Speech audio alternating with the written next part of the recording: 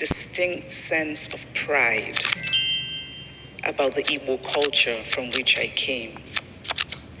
Pride that I came from a wise and humorous and enterprising and just people.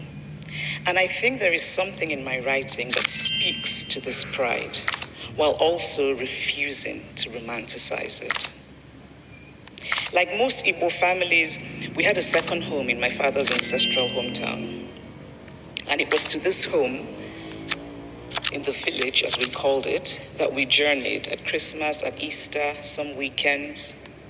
Our house was an old, rambling two-story building, enclosed by cement walls, a red gate, a sandy yard. Once, my mother attempted the planting of flowers in our yard, but some stray village goats made their way into our compound. And these resourceful animals saw in the red and yellow flowers a perfectly colorful feast. And so that was that for flowers in the village. Pythons are considered sacred in my part of Igbo land. My sister told me a story of a python she found curled in my grandmother's outhouse years before I was born. My sister was terrified.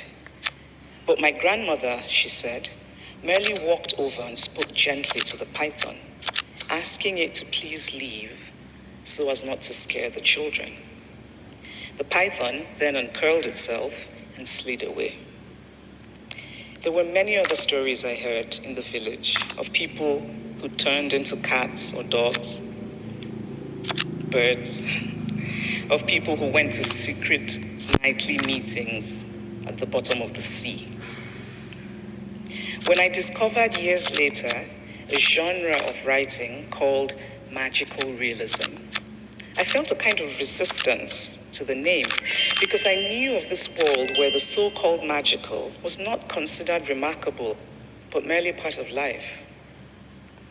The highlight for me of Christmas in the village was the masquerades. The big masquerades appeared in the village with much noise and music and commotion, and children were filled with excitement of going to see them. But girls, I was told, could not see the biggest and most exciting masquerade. Why? I asked. Well, because they're girls. The unfairness of this stayed with me, and I began early to question and to argue about the need to discard the parts of Igbo culture that diminished the humanity of women, that decreed that simply by being born female, you were automatically excluded from so much that was beneficial. You could not inherit property, you could not participate in the most prestigious ceremonies, you could not